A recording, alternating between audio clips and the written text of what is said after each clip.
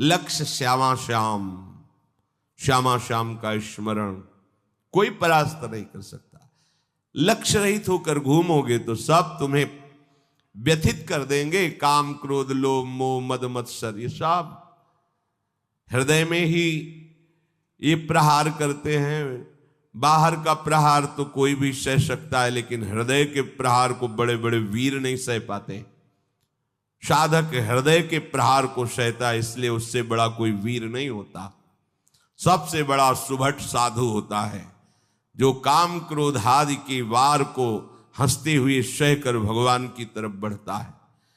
जो विश्व में विश्व विजेता धनुर्विद्या के प्रकांड ज्ञानी युद्ध क्षेत्र में सदैव विजय प्राप्त करने वाले रहे, वो भी घुटने टेक दिए काम क्रोध के आगे। लेकिन साधु अहंकार रहित होकर पूरे जीवन इनसे युद्ध करता हुआ आगे बढ़ जाता है। इसीलिए सा जयति जयति जग उच्चरे, पूरा संसार ब्रह्मा जी तक उसे नमस्कार करते हैं। ये विजय तभी हो सकती जब लक्ष्य चिंतन में रहे। श्यामा श्याम मयि अनन्येन भावेन भक्तिम कुर्वन्ति दृढ़ाम, अनन्य भाव अपने प्यारी जू के चरणों में।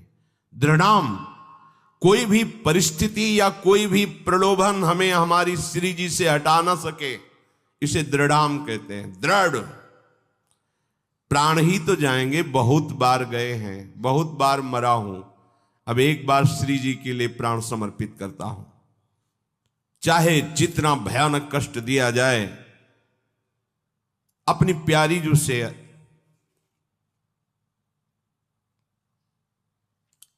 एक क्षण के लिए भी वृत्ति नहीं हटा सकता।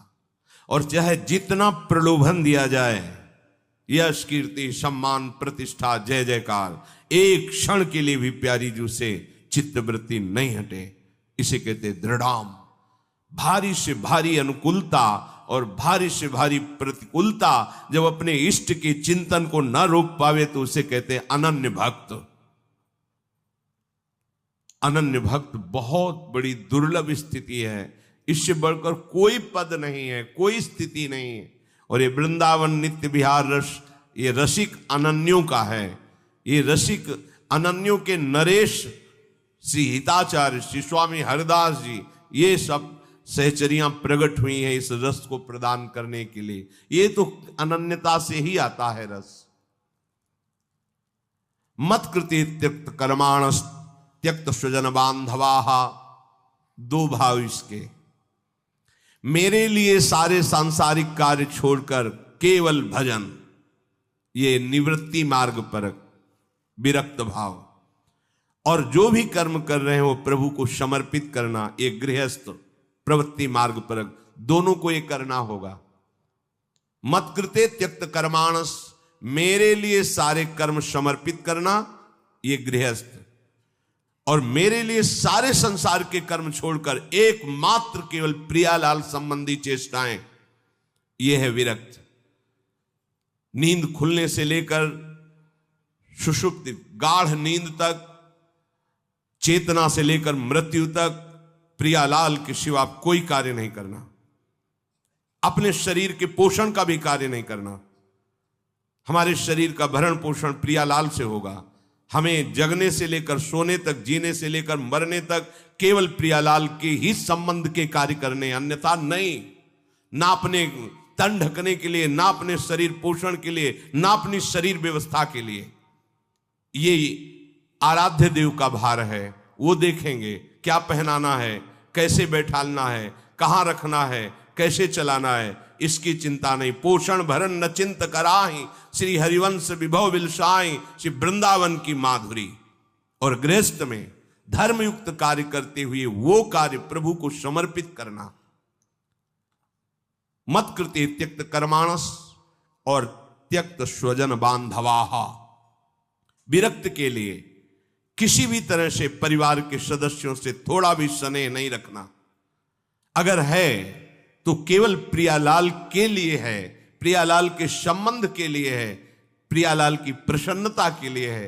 हम घर में रहते हैं, पत्नी पुत्र परिवार आदि के लिए व्यापार नौकरी करते हैं, उनको सुख पहुंचाते हैं। इसका फल हो कि प्रियालाल प्रसन्न हो जाएं, क्योंकि हमें ड्यूटी दी, हमें सेवा दी कि इतने परिवार का पोषण तुम करो, पर वो हम कर रहे हैं प्रियालाल के लिए। हो गया विरक्त।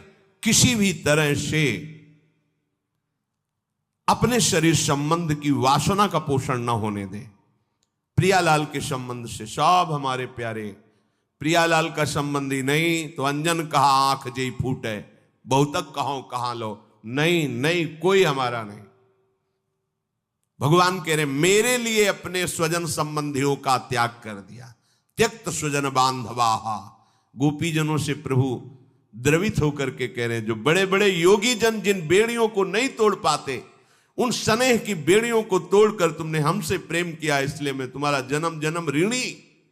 भगवान कह रहे मैं ऋणी तुम्हारा। केवल प्रभु से प्रेम करने के कारण ही हनुमान जी महाराज से भगवान श्री राम कह रहे हैं, प्रति उपकार करो का तोरा, सन्मुख हो ही न सकत मन मोरा। अय वत्स, तुमने जो समर्पण करके हमारे प्रति अनन्य भाव प्रकट किया है, इसके बदले में मैं तुम्हें क्या दे सकता हूं? सकुच के कारण मेरा मन सन्मुख नहीं हो रहा। प्रभु कह रहे तुम संतात उरिन मैं नाही। ओहो, अखिल लोकों का दाता बोल रहा है तुम संतात उरिन। ये अनन्य भक्त के लिए शब्द है, दूसरों के लिए नहीं। भगवान जब अहेतुकी कृपा करते हैं तब ऐसी भक्ति जागृत होती है, भक्तों के संग के प्रभाव। त्यक्त स्वजन बांधवाहा, ये ना तुम्हारे थे न है न रहेंगे। श्रुत बनितादि जान स्वार्थ रत ना करुणे सभीते, अंत ही तो ही तजेंगे पामर तू न तज। तुझे समझ में नहीं आ रहा। अरे जिंदगी में लाखों का मेला जुड़ा, हंसा जब जब उड़ा तो अकेला उड़ा, कोई तेरे साथ नहीं होगा। तेरा सच्चा साथी हरि तेरे साथ होगा, पर उस साथी से तो तुमने कभी प्यार ही नहीं किया, कभी उसको सुमिरन ही नहीं किया, तो फिर भोगना पड़ेगा। बहुत बड़ा प्रपंच है ये माया का। त्यक्त स्वजन बांधवाहा, चाहे गृहस्थ में हो चाहे विरक्त में हो। गृहस्थ में हो तो वो प्रभु के जन है, उनकी सेवा का फल प्रभु की प्रसन्नता।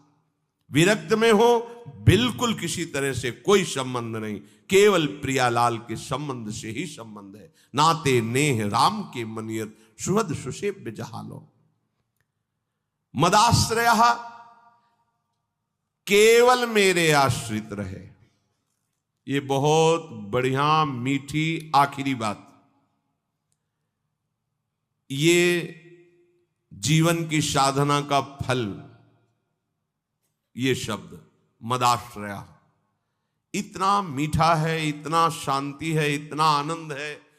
बस इसी को समझ नहीं पा रहे तो परेशान हो रहे हैं। हमारा मन नहीं लगता, हमसे ये नहीं होता, हमसे वो नहीं होता। तुम्ही से तो ना, तो तुम छोड़ो अपने को। मदाश्रय, ऐसे हो जाओ प्रभु के आश्रित। पता नहीं कल्याण हो कि ना हो, जो हो रहा है वो भी छूट जाएगा, पता नहीं कौन सी गति हो। तो संशयात्मा विनश्यति, इस पर शास्त्र सब कुछ वर्णन करते। तुम्हें प्रभु पे भरोसा नहीं है? प्रभु का आश्रय ये पूरे जीवन में इसी ने चलाया है, मदाश्रया ने, इसी ने पोषण किया है, और यही हमें बेपरवाह रखा है ना प्रभु। मदाश्रया, प्रभु का कोई साथी नहीं है, कोई साथी नहीं। एकमात्र श्री हरि, एकमात्र प्रियाजू।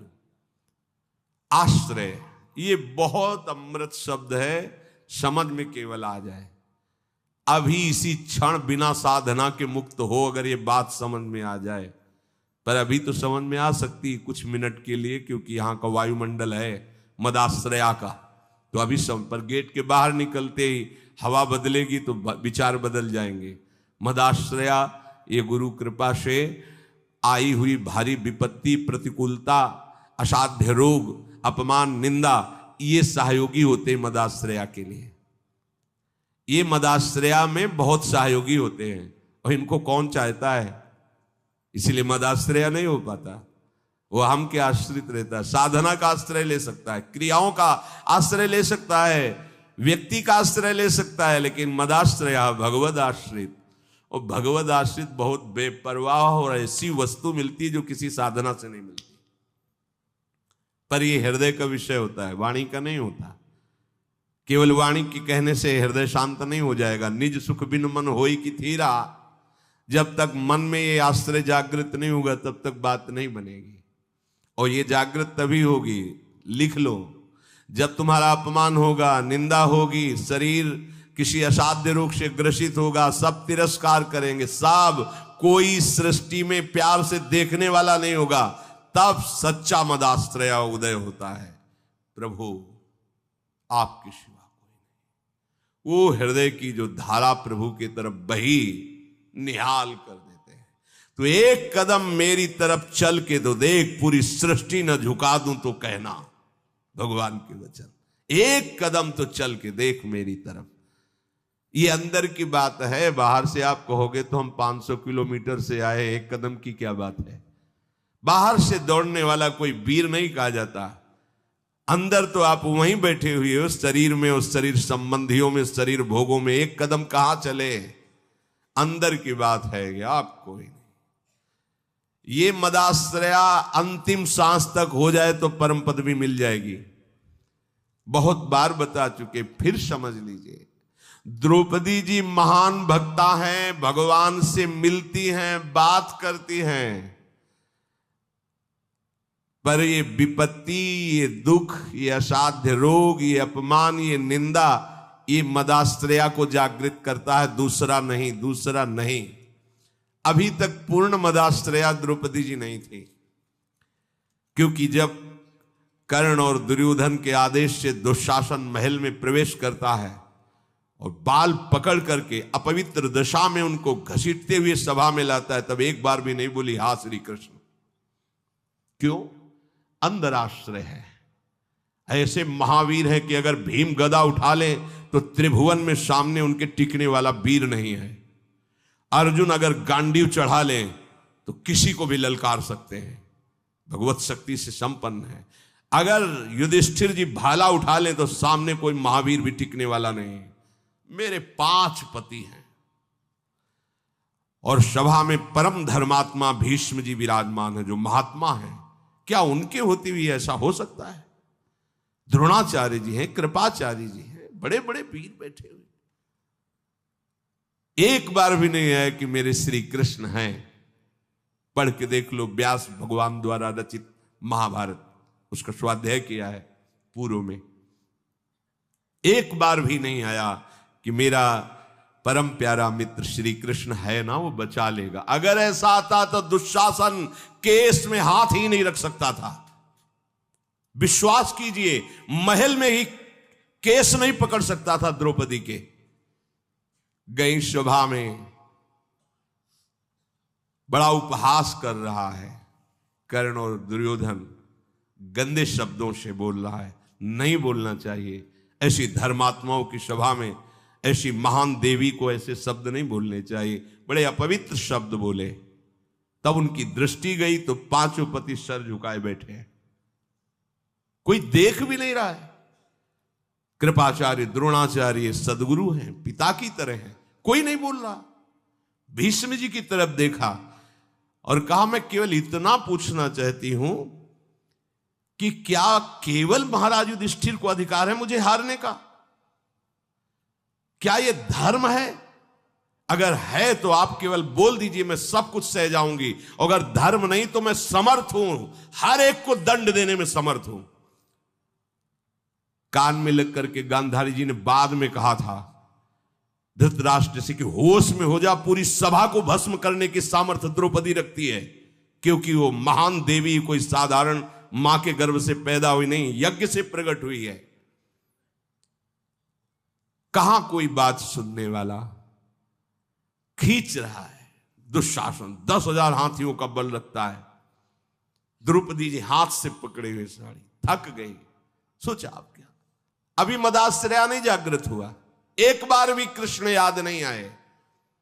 दांत से पकड़ लिया, अब लगा कि अब की बार के झटके में दांत से भी छूट जाएगी। स्वयं छोड़ दिया और कहा, हे गोविंद द्वारिकावासी कृष्ण। सेकंड नहीं लगा, भगवान का वस्त्रावतार हो गया। मदाश्रया सीधे भगवत प्राप्ति। कोई भी कहीं भी कैसे भी मदाश्रया के लिए शर्त नहीं है कि आप किस जन्म, किस कुल में, किस क्या कुछ, कहीं भी हो, कोई भी हो, कैसे भी हो, भगवत प्राप्ति के लिए सिद्ध बात है भगवान का आश्रय। अब जीव आश्रय लेना भी नहीं जानता, इसीलिए सत्संग भगवान देते हैं, साधु महात्माओं का संग देते हैं, जिससे तुम्हारी बुद्धि पवित्र हो और तुम भगवान का आश्रय लो। जो संत जन होते हैं वो मदाश्रया, भगवदाश्रय, ऐसे चमत्कार जीवन में प्रकट होते हैं जो भगवदाश्रित। तपस्या और साधन ये सब एक तरफ, ये बीच में ऐसे रकील खींचिए, एक तरफ मदाश्रया और एक तरफ जिस क्षण आश्रय लिया उसी क्षण से आपकी समानता करने वाला कोई नहीं रह गया। बार बार समझाने के लिए कहते हैं, जैसे बाली वैसे ही सुग्रीव, इतना भी अंतर नहीं, ना आचरण में ना बल में, किसी भी बहुत समान भाई थे दोनों। और रूप भी बाली और सुग्रीव को खड़ा कर दे तो भगवान भी पहचानने में, तभी माला पहनाया था भगवान ने। एकदम एक रूप, एक बल, एक स्वभाव, एक गुण, दोनों ऐसे भाई थे। जब भगवान ने बाण मारा, सामने देखा कोटि कंदर्प दमनी मर्यादा पुरुषोत्तम भगवान, गंभीर मुद्रा, तो हृदय में तो महान प्रीति है, बड़ा प्रसन्न है कि वैसे तो मैं इस लायक ही नहीं था, जो योगियों के ध्यान में नहीं आते हो हमारे सामने खड़े हैं, पर थोड़ा इनसे बात भी तो कर ले। तो कहा, प्रभु सुन रखा है कि आप समदर्शी हो, पर आज आपकी समदर्शिता दिखाई नहीं दे रही, पक्षपात दिखाई दे रहा है। मेरा भाई है, पता नहीं आप जानते हैं पूर्ण रूप से कि नहीं, पर मैं जानता हूं क्योंकि साथ ही खेला हूं। मेरे आचरणों से उसके कम आचरण नहीं है, जैसा मैं वैसे ही मेरा भाई, मैं जानता हूं। पर ये क्या, एक का पक्षपात लेके छुप के हमारी छाती में बाण मारा, मैं बैरी सुग्रीव प्यारा, क्या कारण? एक शब्द यही भगवान का था, ऐ देहाभिमानी, तूने सुन नहीं रखा था कि ये मेरी शरण में हो गया है। अभी अभी हुआ है, कोई तपस्या नहीं, कोई साधना नहीं, और हुआ कैसे? महाभागवत हनुमान जी के द्वारा कराया गया। बस ये मदाश्रया शब्द बहुत बड़ा है, बहुत बड़ा, बस इसका परिचय नहीं मिल पाता है। ये कैसे हो ऐसा लगता है। हाँ, अब क्या करूं? तब साधन बताया जाता है, करो, क्योंकि तुम्हारा करने में राग है। जब करते करते हार जाओगे तब फिर यही शब्द बताया जाएगा, मदाश्रया, हो जाओ भगवान के आश्रित। बहुत बड़ा बल है आश्रय। और कहीं प्यारी जू के चरणों का आश्रय, ये तो जब लालजू श्री हरि अत्यंत प्रसन्न होते हैं तब ये बात मिलती है। लाल रंगीलो गाइए ताते प्रीति रंगीली पाई, प्यारी जू तो प्यारी जू। यहां ये सब हिसाब किताब नहीं है, अलबेली सरकार। मदाश्रया, जो संत जन होते हैं मदाश्रित होते। कैसा मस्ती है, कैसी मस्ती है नरसिंह मेहता जी के जीवन में मदाश्रया की। देखो ना, कितनी बार भगवान स्वयं उनके सांसारिक कार्य करते पाए गए। कितना मदाश्रित हैं त्रिलोचन जी, भगवान नौकर बले हुए हैं।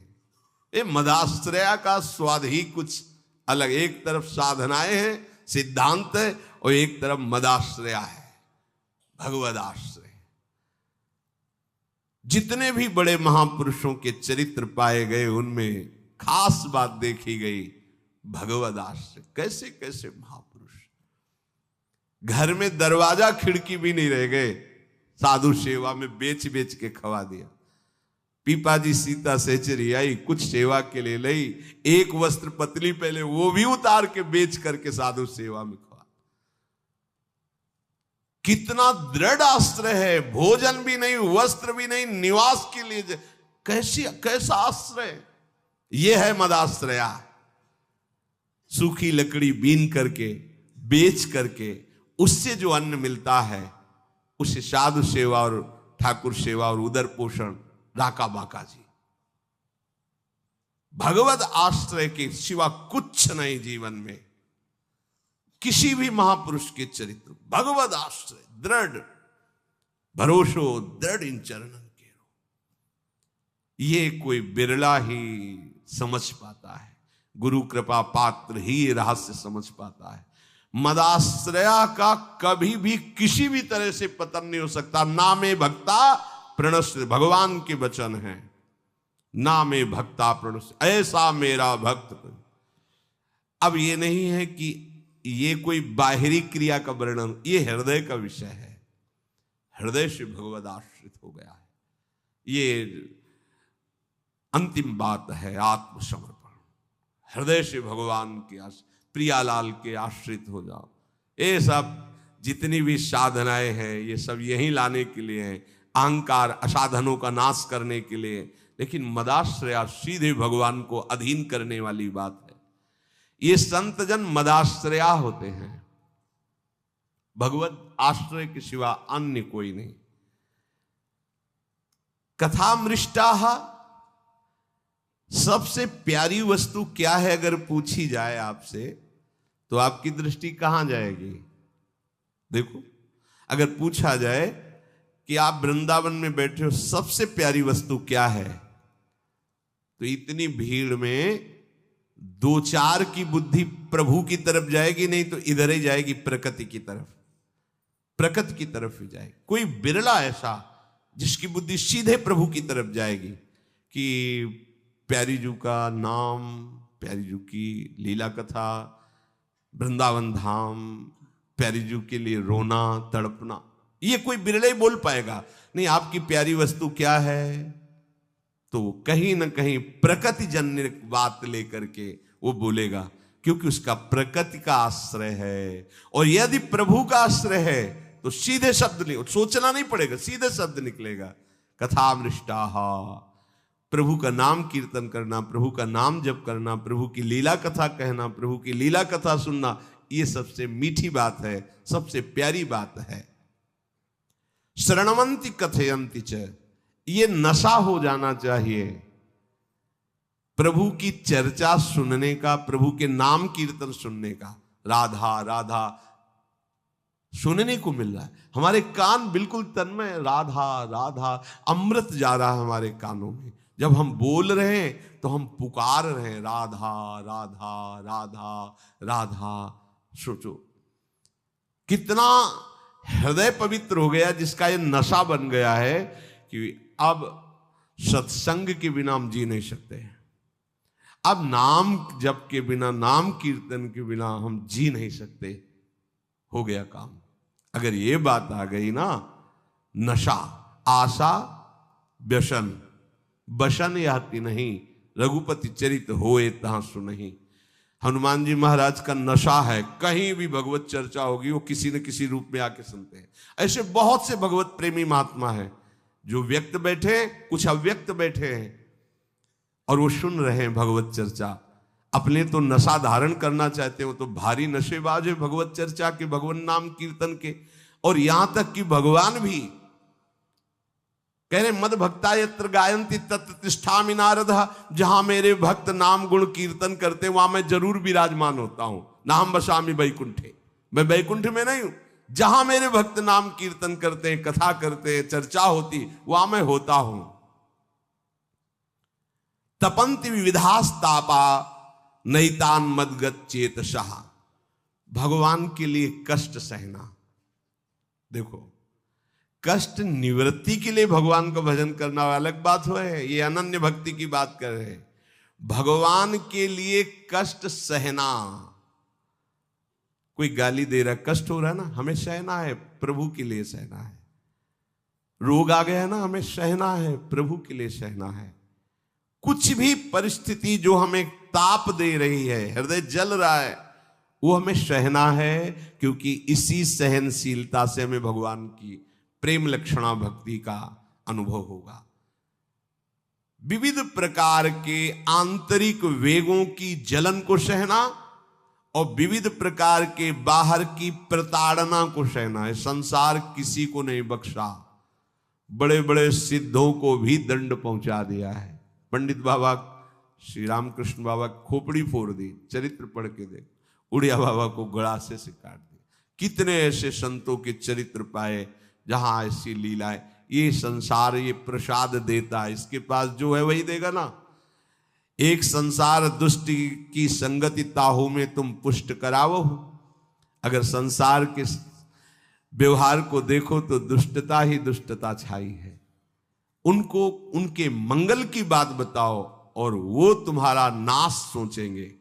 कैसे तुम नष्ट हो जाओ, कैसे तुम अशांत हो जाओ, कैसे तुम भजन छोड़ दो, और वो चेष्टा कर रहे कैसे तुम भजन करो, कैसे तुम शांत हो, कैसे तुम मंगल को प्राप्त हो।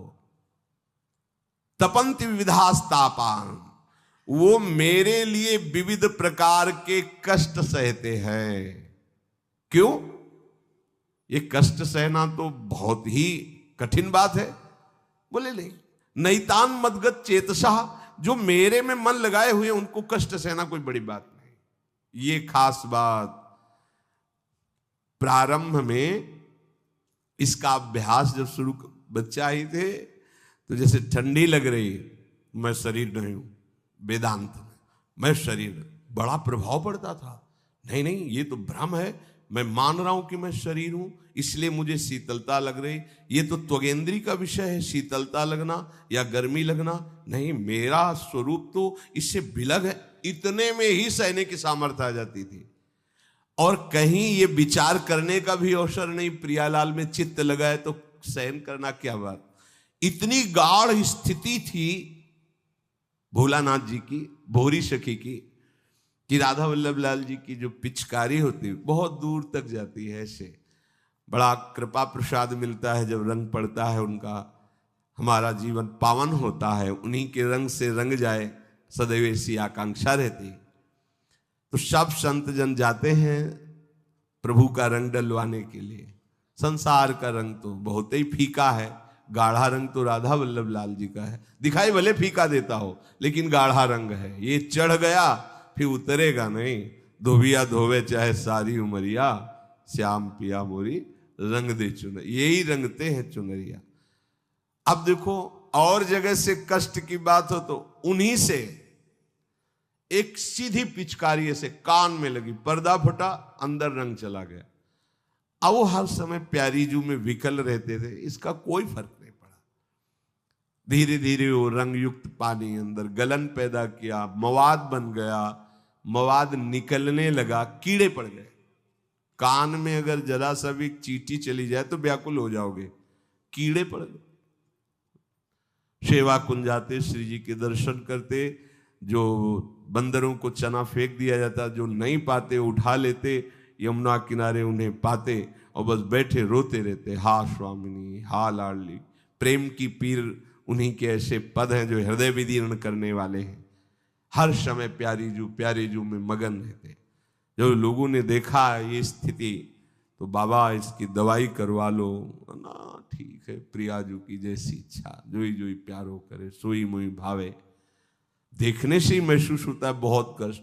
उस समय मथुरा में व्यवस्था थी, मथुरा चलने की प्रार्थना की उनसे, एक बार आप चले। वहां गए, डॉक्टरों ने देखा उनका तो ऑपरेशन हो गए, अंदर सब सड़ रहा है, कीजिए, पर जब ऑपरेशन करना हो तो 30 मिनट पहले हमें बता देना कि आए आप, 30 मिनट बाद आपका ऑपरेशन होगा।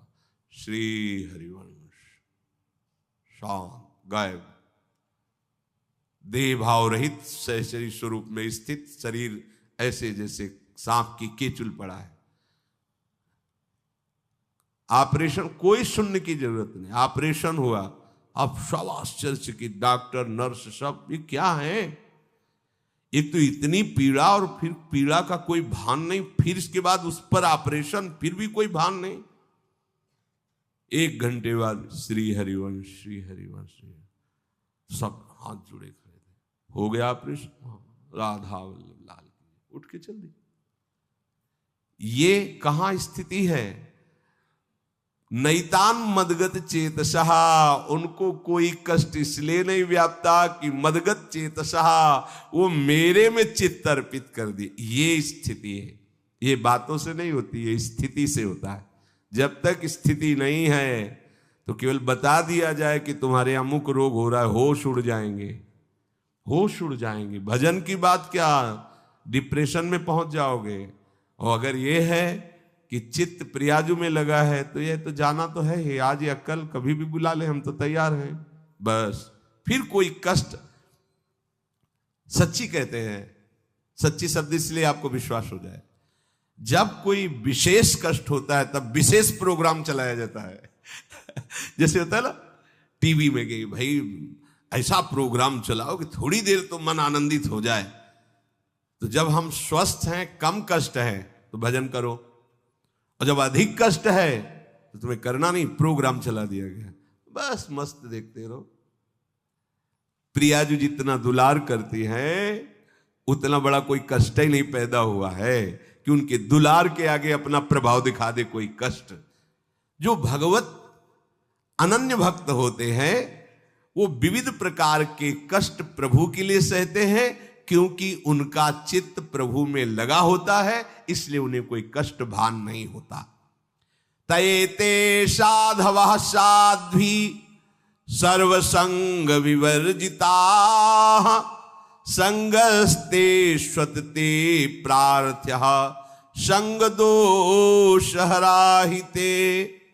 हे साध्वी, ऐसे सर्वसंग परित्यागी महापुरुषों को साधु कहते हैं, और ऐसे ही साधु के संग की इच्छा करनी चाहिए।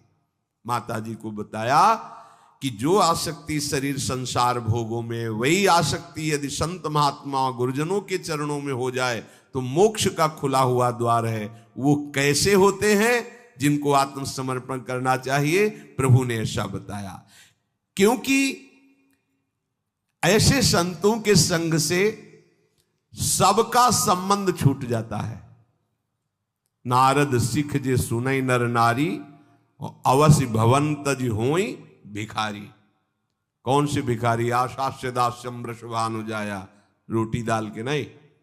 नारद सिख जे सुनई नर नारी, जिनकी बात कभी रद्द नहीं हो सकती, ऐसे महात्माओं की यदि बात सुन ली तो संसार के भिक्षुक भाव से हट करके तुम भगवान की प्रेम भिक्षुक बन जाओगे, भगवत भाव के भिक्षुक बन जाओगे।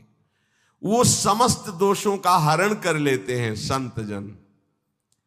सत्पुरुषों का समागम, शताम प्रसंगान मम वीर संविदो भवन्ति हृत्कर्ण रसायना कथा। जब संतों का संग मिलता है तो उनके वचनों में भगवत यश, भगवत महिमा होती है, और उसके श्रवण से तज्जोषणादास्वपवर्ग वर्तमनी श्रद्धारतिर्भक्तिरनुक्रमश्यति। उनके वचनों से जब हमारे हृदय में बात पहुंचती है तो हमें भगवत प्राप्ति की इच्छा जागृत हो जाती है। भगवत प्राप्ति की लालसा सत्संग से ही होती है, और हमारे हृदय में श्रद्धा बढ़ने लगती है प्रभु के प्रति, प्रभु से प्रेम बढ़ने लगता है, भक्ति का विकास होने लगता है। मेरी फिर लीलाओं के चिंतन की स्थिति आती है। ये विशेष बात, जब लीला चिंतन होने लगता है तब फिर किसी भोगों की सामर्थ्य नहीं कि वो घसीट सके, क्योंकि उनके चिंतन की गुंजाइश नहीं रह जाती।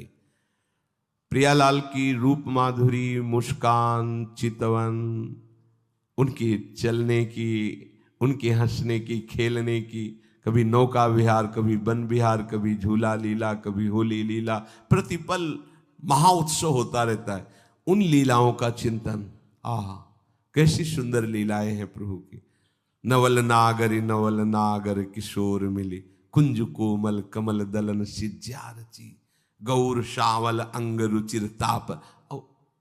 गा नहीं रहा हो तो देख रहा है प्रियाजू कैसे नील वर्ण के कमलों को अपने कर कमल में लेकर सैया रच रही, लालजू कैसे कनक वर्ण के, फिर दोनों प्रिया प्रीतम सैया रचकर उसी पे विराजमान कैसे हंस रहे हैं, कैसे खेल रहे हैं, डूबा हुआ।